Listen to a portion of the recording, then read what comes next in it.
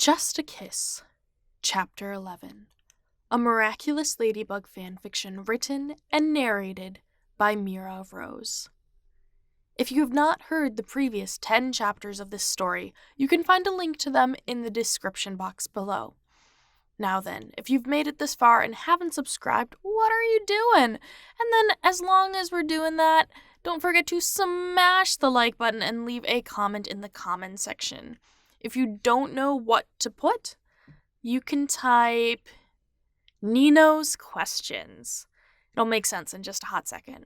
Now then, please enjoy Just a Kiss, Chapter 11. Hey man, I hate to ask this, but the girl sent me.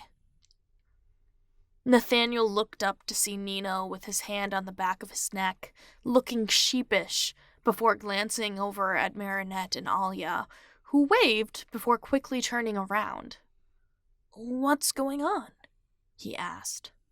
"That's what they want to know. What's going on between you and Chloe?" Nino said. Nathaniel's eyebrows shot up. How should he answer that? That he blackmailed her with photographic proof of sexual harassment to model for him and it resulted in a somehow balanced working relationship? No. Best not go with that answer. "We're working on a project together," he said, doing his best to relax into a convincing smile. "Cool."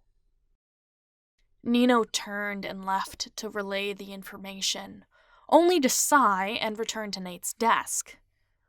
"What kind of project?" He laughed. "Social media." "Cool." Nathaniel watched as Nino talked to the girls and, for the third time, was sent to talk to Nathaniel.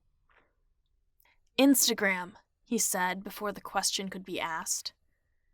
"Thanks," Nino said, trotting back to the girls. Nathaniel had trouble focusing on class the rest of the day, as he preferred to think about Chloe and the cinema tonight. Well, Chloe in the movie theater. Sure, he'd get good shots, but hopefully he'd get a good mood as well. His success depended on her wanting to stay by his side, after all. "You can put your bag over there," Chloe said as they entered the theater.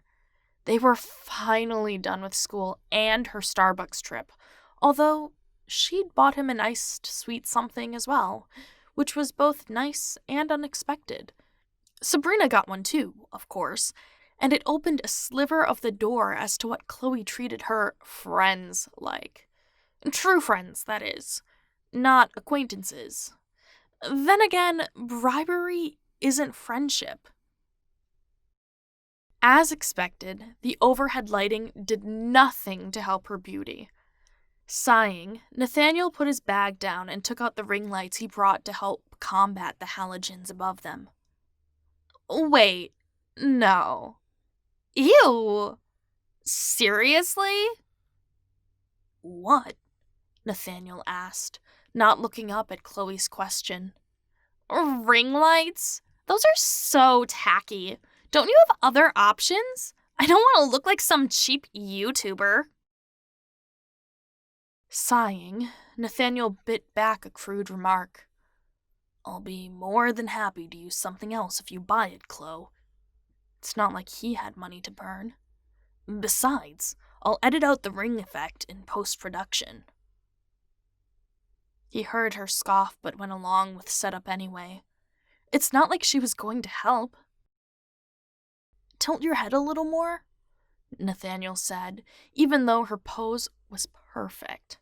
He'd already gotten the shots he wanted, but now it was time for Plan NathChlo.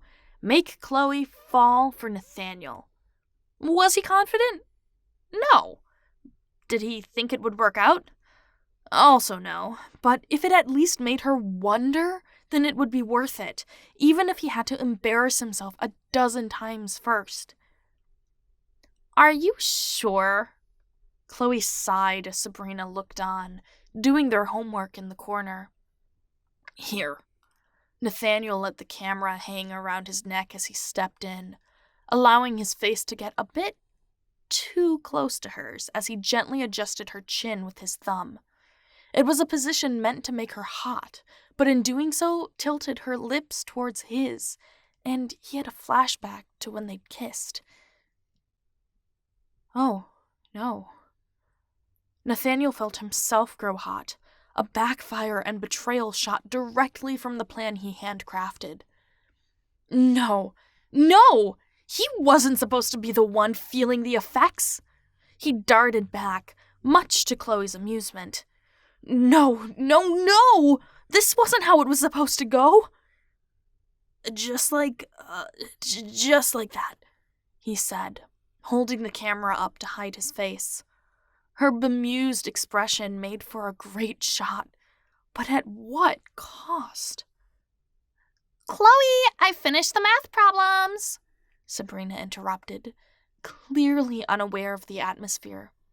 Nathaniel took the time to adjust the lights, preparing for another angle and new poses. Okay. Phew. You're fine. It was a blip.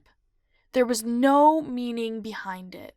It's not like you like her or anything. Oh, no. That last thought felt like a lie. Chloe? The Karen of the class? No! Ew! No way! There was no way he would... But Nathaniel knew her better than the rest of the class now. Sure, she was horrible. Sabrina in the corner doing her homework spoke enough to her character. But she was more than that. Chloe was smart and used her beauty like others use their wit, and her negotiating skills were off the charts. Sure, she was blunt and borderline crass, but she's someone who will tell you like it is, and wasn't a yes man. Did he like her? Nathaniel snuck a glance at her, his heart punching his chest when their eyes made contact. He whipped his head away, but not in time to see her look away as well. Huh. Perhaps he wasn't the only self-conscious one. Catching his reflection in the viewfinder, Nathaniel sighed. No, that wasn't it. He wasn't enough for someone like her, but he had a good base. Yeah, he could be that level of attractive if he wanted to be. It was a toxic thought, but Nathaniel could become attractive enough to date Chloe. Thank you so much for listening. Chapter 12 is on the way. In the meantime, you can check out these other Miraculous Ladybug fanfictions. Don't forget to subscribe to this channel, smash the like button, and leave a comment for the YouTube algorithm. If you don't know what to comment, put "changing yourself for a relationship is toxic." Say it with me, kids. Now then, I will catch you in the next one. Bye!